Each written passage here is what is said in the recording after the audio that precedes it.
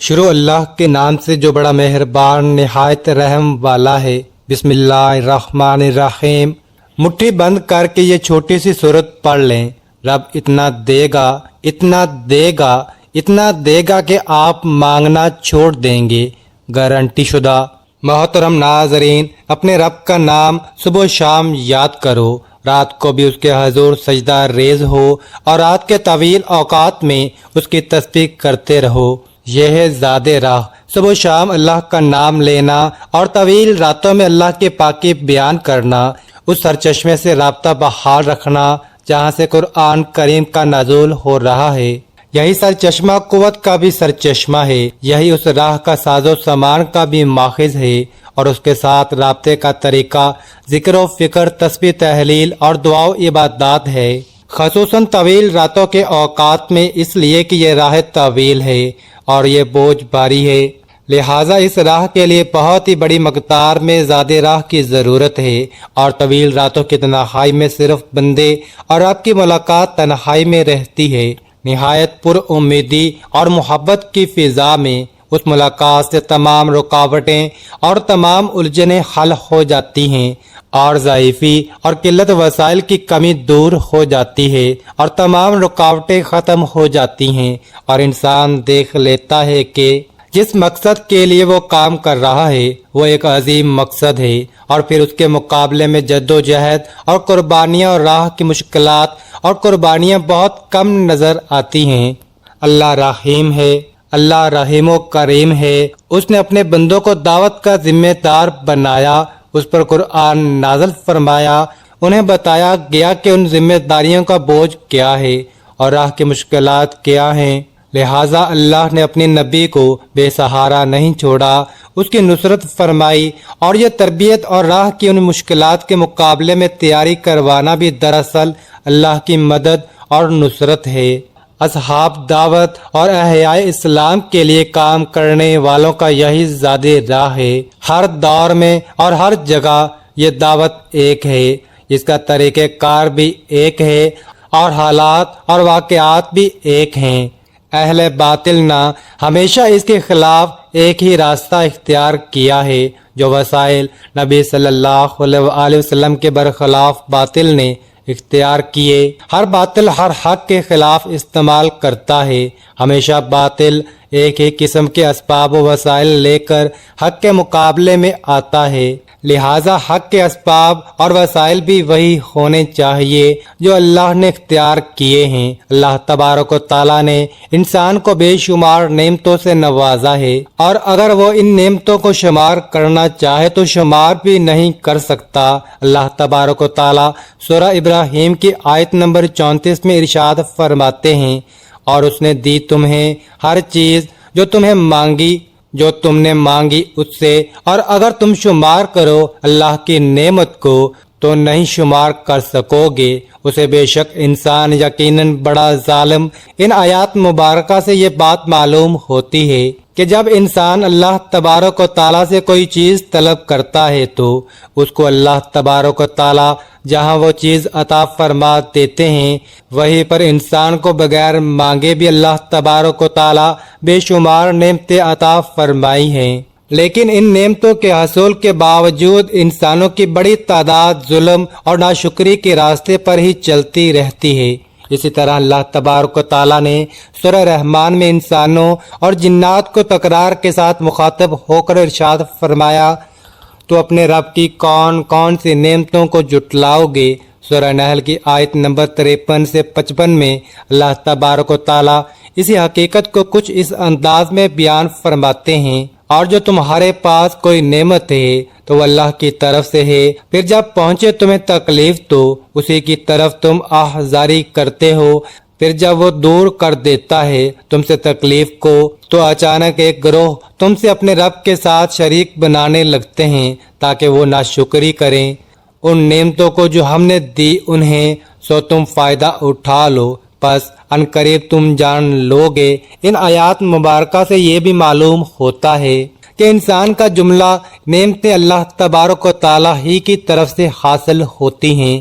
اللہ تبارک و تعالیٰ اس کی تمام تکلیفوں کو بھی دور فرماتے ہیں، لیکن انسانوں کی ایک بڑی تعداد اللہ تبارک و تعالیٰ کی نعمتوں کی ناشکری کرتی رہتی ہے۔ قرآن مجید کے مطالعے سے یہ بات معلوم ہوتی ہے کہ اللہ تبارک و تعالیٰ ناشکری پر ناراض ہوتے ہیں اور شکر گزاری پر اپنی نعمتوں کو بڑھا دیتے ہیں۔ چنانچہ سورہ ابراہیم کی آیت نمبر 7 میں ارشاد ہوا، اور اگر تم ناشکری کرو گے تو بلا شبہ میرا عذاب یقیناً بہت ہی سخت ہے۔ محترم ناظرین، جو شخص یہ صورت مٹھی بند اور اگر تم ناشکری کرو گے تو بلا شبہ میرا عذاب یقیناً بہت ہی سخت ہے۔ محترم ناظرین، جو شخص یہ صورت مٹھی بند کر کے صرف 21 بار پڑھے گا تو اللہ تعالیٰ اس سے بہت خوش ہوگا اور اسے وہ سب کچھ نوازے گا جس کی وہ خواہش رکھتا ہے۔ یہ بہت ہی آسان سا عمل ہے، معجزات کو دیکھنے والا عمل ہے۔ یہی خاص عمل ہے جو دولت کو فوری طور پر غیبی طریقے سے آپ کے پاس لانے والا عمل ہے۔ ایسا عمل ہے کہ ایک دن لوگوں نے یہ وظیفہ پڑھا اور صبح رزق کی دولت سے مالا مال ہو گئے، گھر میں کاروبار میں دولت کی ریل پیل ہو گئی، دولت کی برسات صبح سے ان کی زندگی میں شروع ہو گئی، دولت کی طوفانی بارش برس رہی ہے۔ پورے دن کسی بھی وقت یہ وظیفہ پڑھ کے معجزہ دیکھنا چاہتے ہو تو 5 منٹ کا یہ عمل کر کے آپ لوگ دیکھ لینا۔ تقدیر کے اگر بند تالے نہ کھل جائیں تو پھر مجھے کہنا۔ ناظرین، آپ لوگوں کے لیے دعا مانگ رہا ہوں، آپ سب لوگ میرے ساتھ سچے دل سے آمین ضرور کہیے گا، آپ لوگوں کی تنگ دستیوں اور مشکلات کے لیے، کیونکہ یہ آمین کئی لوگ ایک ساتھ جب آمین کہتے ہیں نا، کسی ایک کی سچے دل سے نکلی ہوئی آمین میں بھی آپ کا کام ہو جاتا ہے، تو سب مل کر آمین ضرور کہیے گا۔ میں ایک چھوٹی سی دعا کروں گا تمام لوگوں کے لیے، خاص طور پر جو ویڈیو دیکھ رہے ہیں۔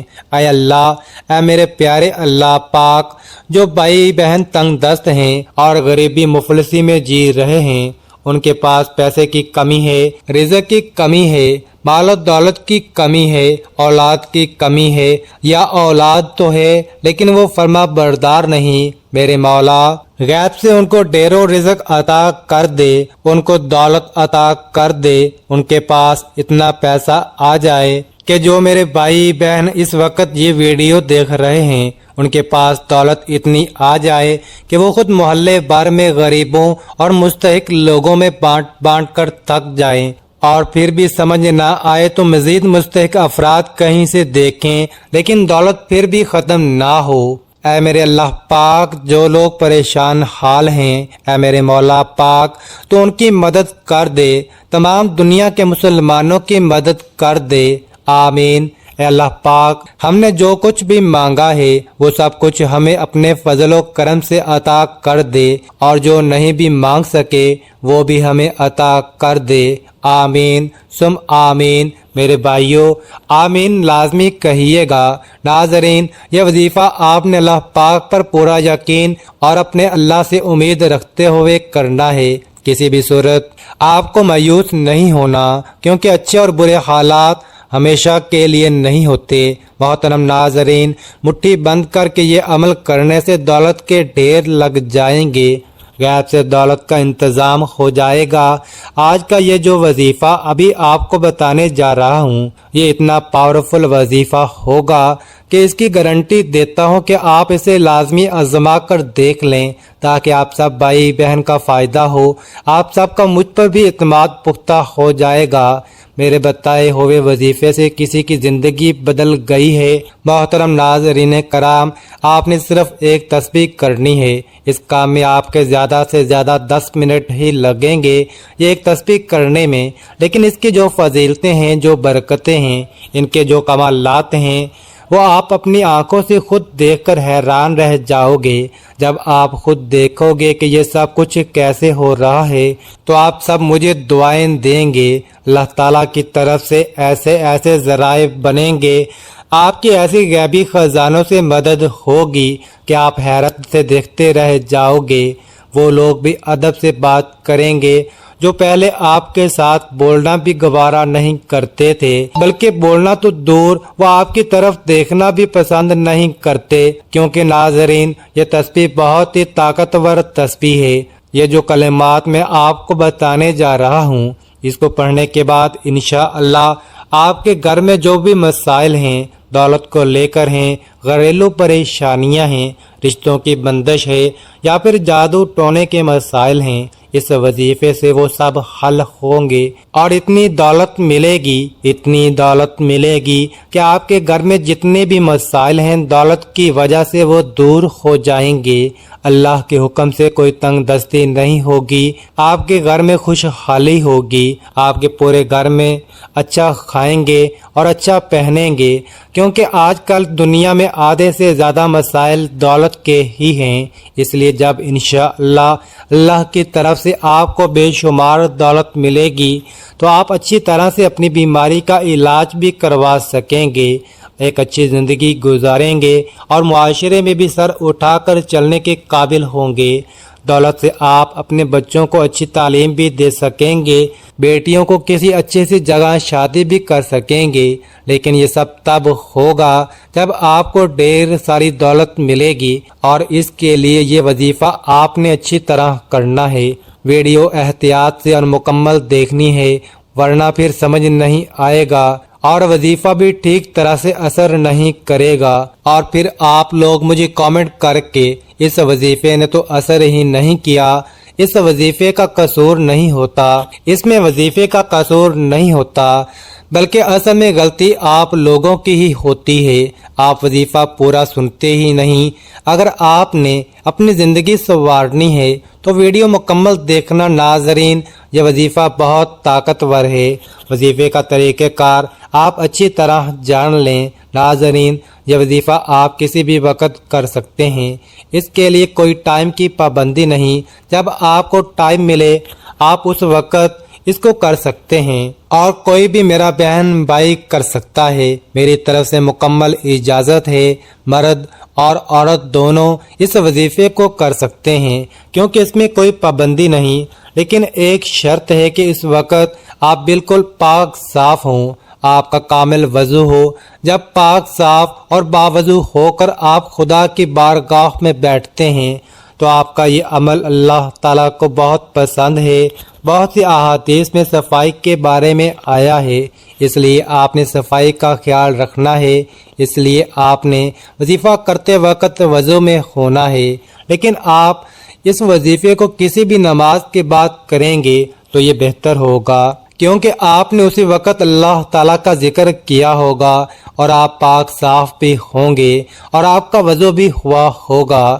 لیکن آپ میری ایک بات یاد رکھیں کہ نماز پڑھنے کے بعد آپ نے سوچا کہ ابھی تھوڑا سا کام کر لوں یا کسی سے باتیں کر لوں پھر وظیفہ کر لیں گے، آپ نے ایسا نہیں کرنا، کیونکہ اس طرح کسی بھی وجہ سے آپ کا وضو ٹوٹ جائے، بلکہ آپ نے نماز پڑھنے کے بعد کسی سے بھی کوئی بات نہیں کرنی اور اسی جگہ بیٹھے بیٹھے یہ وظیفہ کرنا ہے۔ سب سے پہلے آپ نے درود پاک پڑھنا ہے۔ اعوذ باللہ من الشیطان الرجیم، بسم اللہ الرحمن الرحیم۔ اللہم صل علی محمد وعلی آل محمد کما صلیت علی ابراہیم وعلی آل ابراہیم انک حمید مجید۔ اللہم بارک علی محمد وعلی آل محمد کما بارکت علی ابراہیم وعلی آل ابراہیم انک حمید مجید۔ آپ صلی اللہ علیہ وآلہ وسلم کی ذات پر درود شریف اچھی طرح آپ نے نبی پاک صلی اللہ علیہ وآلہ وسلم پر پڑھ لینا ہے۔ یہی دونوں کلمات آپ نے پڑھنے ہیں، یہی 7 مرتبہ۔ پھر آپ نے درود ابراہیمی پڑھ لینا ہے، اور پھر اس کے بعد آپ 41 مرتبہ پڑھو گے سبحان اللہ و بحمدہ سبحان اللہ العظیم۔ یہ کلمات جب آپ 41 مرتبہ پڑھ لو گے تو آپ نے ایک مرتبہ پھر آپ صلی اللہ علیہ وآلہ وسلم کی ذات مبارک پر دوبارہ درود پاک ابراہیمی پڑھنا ہے۔ اس کے بعد آپ نے مٹھی بند کر لینی ہے اور مٹھی بند کرنے کے بعد یہ سورت پڑھنی ہے۔ بسم اللہ الرحمن الرحیم انا اعطیناک الکوثر فصل لربک وانحر ان شانئک هو الابتر۔ سورت کوثر کی پڑھنی ہے اور پھر درود پاک پڑھنا ہے۔ أعوذ بالله من الشيطان الرجيم بسم الله الرحمن الرحيم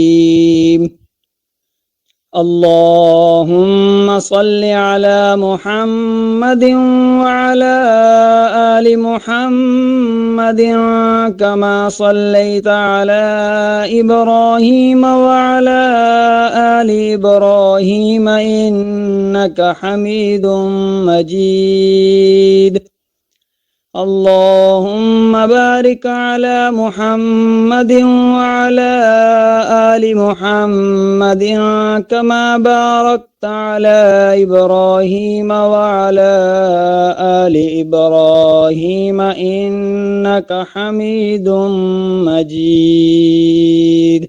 درود پاک پڑھنے کے بعد مٹھی کو کھول دینا ہے۔ یہ چھوٹا سا وظیفہ اور آپ کے زیادہ سے زیادہ 10 سے 15 منٹ لگیں گے، لیکن اس کی فضیلت اتنی ہے کہ آپ سن کر حیران ہو جاؤ گے۔ سورت کوثر کے فوائد میں سے ایک فائدہ دشمنوں سے بچانا بھی شامل ہے۔ ایسے دشمنوں کے خوف اور بدسلوکی کی نسبت ہجوم کو دور کرنے کے لیے سورت کوثر قابل ذکر طریقوں سے آپ کی مدد کرے گی۔ سورت کوثر روزانہ متعدد بار تلاوت کرتا ہے، اس سے اس شخص کے رزق میں اضافہ ہوتا ہے اور اس کی نقدی چوری سے محفوظ رہتی ہے۔ سورت کوثر آپ کی حاجت کو پورا کرنے میں مدد دیتی ہے۔ شادی محبت کے معاملات میں مدد کے لیے سورت کوثر سب سے زیادہ مفید ہے۔ سورت کوثر پڑھنے کے فائدے سن لیں۔ نمبر 1، دشمنوں کی پریشانیوں سے محفوظ رہتا ہے۔ اس سورت کو پڑھنے کا فائدہ یہ ہے کہ دشمنوں سے اللہ تعالیٰ کی حفاظت ہو جائے گی۔ نمبر 2، نئے جنم کو زندہ بچانا۔ جس کے بچے پیدائش کے بعد زندہ نہ رہیں وہ نماز فجر کے بعد 41 دن تک سورت کوثر کی متعدد بار تلاوت کرے، انشاءاللہ سورت کوثر کی برکت سے وہ زندہ رہے گا۔ نمبر 3، محفوظ زندگی کے لیے اللہ کی عطا اور سورت کوثر سے زندگی محفوظ رہتی ہے۔ نمبر 4، کاروبار کو بڑھانے اور چوری سے بچانے کے لیے جو شخص سورت کوثر کو روزانہ کئی بار پڑھتا ہے اللہ تعالیٰ اس کے کاروبار کو وسعت دے گا اور اس کے علاوہ اس کے مال کو چوری سے بچا لے گا۔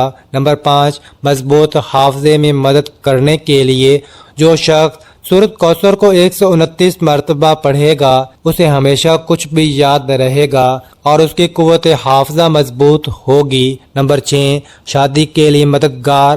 شادی کے لیے سورت کوثر کی تلاوت کرنے سے خیالات کو متاثر کرنے والی برکات پیدا ہوتی ہیں۔ سورت کوثر شادی کو برکت دیتی ہے۔ یہ وظیفہ ایک مؤثر اسلامی درخواست ہے اور مناسب فرد تک پہنچنے میں مدد فراہم کرتی ہے۔ نمبر 7، محبت کے لیے مددگار۔ محبت کی شادی میں بھی سورت کوثر فائدہ مند ہے۔ اپنی نماز ختم کرنے کے بعد 21 کالی مرچ اپنی ہتھیلی میں رکھیں۔ سورت کوثر کی تلاوت کے بعد کالی مرچ کا پاؤڈر میں پیس دیں۔ کالی مرچ کا پاؤڈر کھانے میں استعمال کریں۔ نمبر 8، خواہش پوری کرنا۔ اگر کسی بھی شخص کو کسی خواہش کی ضرورت ہو تو سورت کوثر اس کی حاجت پوری کرنے کے لیے سب سے زیادہ فائدہ مند ہے۔ نمبر 9، سورت کوثر جنت میں ایک ندی ہے۔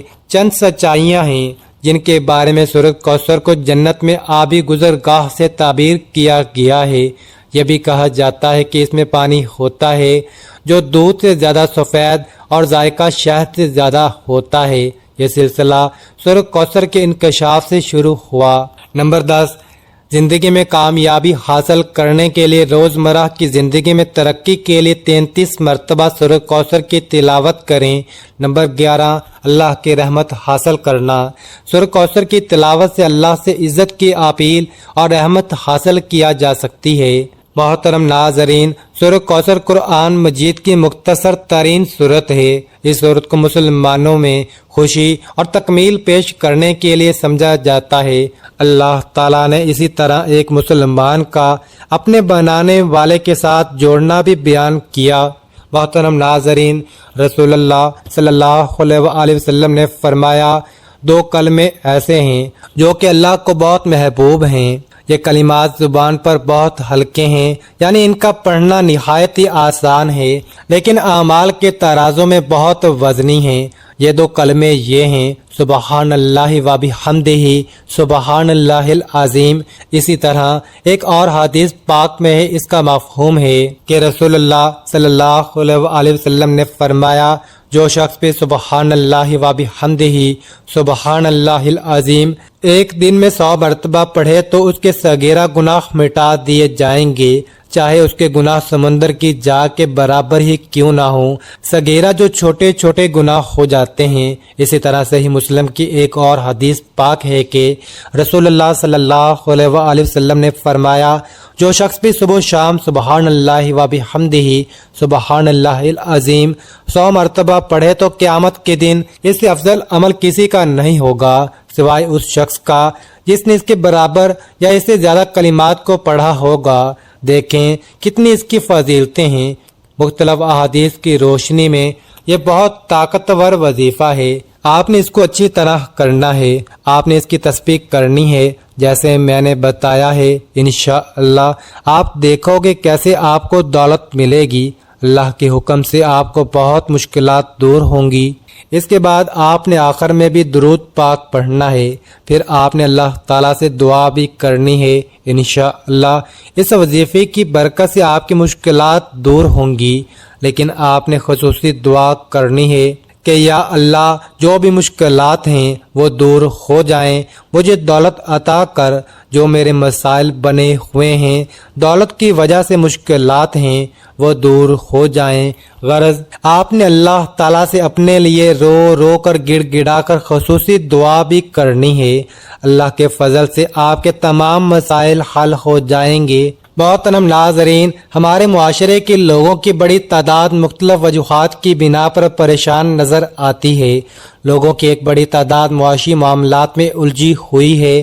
بہت سے لوگ اپنے بچوں کے مستقبل کے حوالے سے پریشان نظر آتے ہیں۔ اسی طرح بہت سے لوگ مختلف طرح کی بیماریوں اور عارضوں کا شکار بھی ہیں۔ کچھ لوگ مالی نقصانات کی وجہ سے غم اور پریشانیوں میں ڈوبے ہوئے نظر آتے ہیں۔ اسی طرح بہت سے لوگ اپنے قریبی عزیز و اقارب کی موت پر دکھ اور کرب میں مبتلا ہیں۔ لوگوں کی ایک بڑی تعداد بیٹیوں کے رشتوں کی وجہ سے پریشان ہے، جبکہ کئی لوگ اولاد کی نعمت سے محرومی کی وجہ سے پریشان نظر آتے ہیں۔ کتاب و سنت میں پریشانیوں اور مشکلات کے حل کے لیے بہت سی خوبصورت تدابیر بتلائی گئی ہے، جن پر عمل پیرا ہونے سے یقیناً انسان کی مشکلات اور پریشانیاں دور ہو سکتی ہیں۔ چند اہم تدابیر درج ذیل ہیں۔ دعا مانگنے کی وجہ سے اللہ تبارک و تعالی انسان کے جمی مصائب اور مسائل کو دور کر دیتے ہیں۔ قرآن مجید کے مطالعے سے یہ بات معلوم ہوتی ہے کہ انبیاء علیہ السلام بھی اللہ تبارک و تعالیٰ کی بارگاہ میں آ کر دعا مانگا کرتے تھے۔ چنانچہ اللہ تبارک و تعالیٰ نے قرآن مجید میں حضرت آدم علیہ السلام، حضرت نوح علیہ السلام، حضرت ابراہیم علیہ السلام، حضرت یوسف علیہ السلام، حضرت موسیٰ علیہ السلام، حضرت ایوب علیہ السلام، حضرت یونس علیہ السلام، حضرت سلیمان علیہ السلام، حضرت زکریا علیہ السلام، حضرت عیسیٰ علیہ السلام کی دعاؤں کا ذکر کیا ہے۔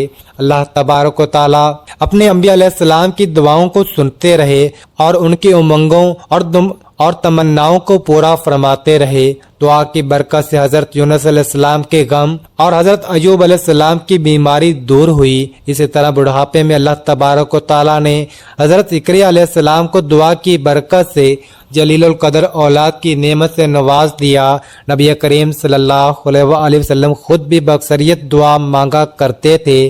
اسی طرح آپ صلی اللہ علیہ وآلہ وسلم نے اپنی امت کو بھی مختلف اوقات کی دعائیں سکھائی۔ کتاب و سنت میں مذکور دعاؤں کو اگر جمع کیا جائے تو ایک بہت بڑا ذخیرہ بن جاتا ہے۔ مسلمانوں کو انبیاء علیہ السلام اور بالخصوص نبی مہربان حضرت رسول اللہ صلی اللہ علیہ وآلہ وسلم کے طریقے پر چلتے ہوئے اپنی جملہ تکلیفوں اور پریشانیوں کے حل کے لیے اللہ تبارک و تعالیٰ کی بارگاہ میں دعا مانگنی چاہیے۔ اللہ تبارک و تعالیٰ کی بارگاہ میں آ کر دعا مانگنے سے اللہ تبارک و تعالیٰ یقیناً اپنی بڑی سے بڑی مشکل کو دور فرما دیں گے۔ اللہ تبارک و تعالیٰ کی بارگاہ میں آ کر دعا مانگنے سے اللہ تبارک و تعالیٰ یقیناً ہماری بڑی سے بڑی مشکل کو دور فرما دیں گے۔ قرآن مجید میں جہاں انبیاء علیہ السلام کی دعاؤں کا ذکر ہے، وہیں پر دعا کی قبولیت کے حوالے سے احادیث میں بھی مختلف طرح کے واقعات مذکور ہیں، جن میں سے صحیح بخاری میں ایک واقعہ خصوصی اہمیت کا حامل ہے۔ صحیح بخاری میں حضرت عبداللہ بن عمر رضی اللہ تعالی عنہ سے روایت ہے کہ آپ صلی اللہ علیہ وآلہ وسلم نے فرمایا، 3 شخص کہیں باہر جا رہے تھے کہ اچانک بارش ہونے لگی۔ انہوں نے ایک پہاڑ کے غار میں جا کر پناہ لی۔ اتفاق سے پہاڑ کی ایک چٹان اوپر سے لڑکھی اور اس غار کے منہ کو بند کر دیا جن میں یہ تینوں پناہ لیے ہوئے تھے۔ اب ایک دوسرے سے کہا کہ اپنے سب سے اچھے عمل کا جو تم نے کبھی کیا ہو کر اللہ تعالیٰ سے دعا کرو۔ اس پر تینوں اشخاص نے اپنے اپنے نیک عمل کو اللہ تبارک و تعالیٰ کے سامنے پیش کر کے دعا مانگی۔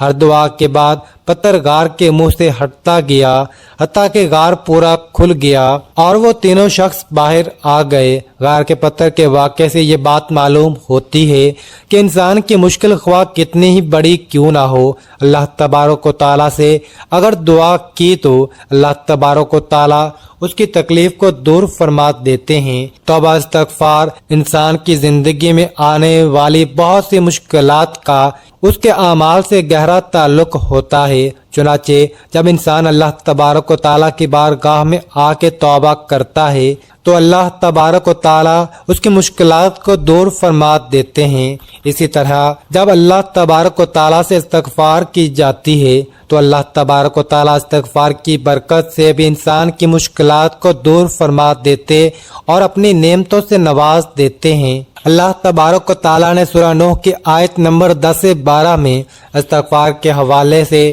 حضرت نوح علیہ السلام کی ایک خوبصورت بات کا ذکر کیا ہے جو درج ذیل ہے۔ تو میں نے کہا بخشش مانگو اپنے رب سے، بے شک وہ بہت بخشنے والا ہے۔ وہ بھیجے گا بارش تم پر موسلا دھار اور وہ مدد کرے گا تمہاری مالوں اور بیٹوں کے ساتھ، اور وہ پیدا کر دے گا تمہارے لیے باغات اور جاری کر دے گا تمہارے لیے نہریں۔ ان آیات مبارکہ سے معلوم ہوتا ہے کہ اللہ تبارک و تعالیٰ زمین و آسمان کی بہت سی نعمتوں کو توبہ استغفار کی وجہ سے انسان کے لیے کھول دیتے ہیں۔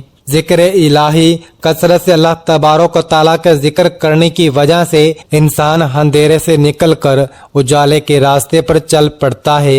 اللہ تبارک و تعالیٰ اس حقیقت کو سورہ احزاب کی آیت نمبر 41 میں یوں بیان فرماتے ہیں، اے لوگو جو ایمان لائے ہو، یاد کرو اللہ کو بہت زیادہ یاد کرنا اور تسبیح پاکیزگی بیان کرو۔ اس کی صبح و شام وہی ہے جو رحمتیں بھیجتا ہے تم پر، اور اس کے فرشتے دعائے رحمت کرتے ہیں تاکہ وہ نکالے تمہیں اندھیروں سے روشنی کی طرف، اور وہ مومنوں پر بہت رحم کرنے والا ہے۔ اسی طرح سورہ رات کی آیت نمبر 28 میں ارشاد ہوا، وہ لوگ جو ایمان لائے اور اطمینان پاتے ہیں ان کے دل اللہ کے ذکر سے سن لو، اللہ کے ذکر سے ہی دل اطمینان پاتے ہیں۔ ان آیات مبارکہ سے یہ بات معلوم ہوتی ہے کہ انسان کے دل کا امن اللہ تبارک و تعالیٰ کے ذکر میں رکھا ہے۔ چنانچہ مشکلات کی دوری اور اطمینان کے حصول کے لیے کثرت سے ذکر کرنا انتہائی مفید ہے۔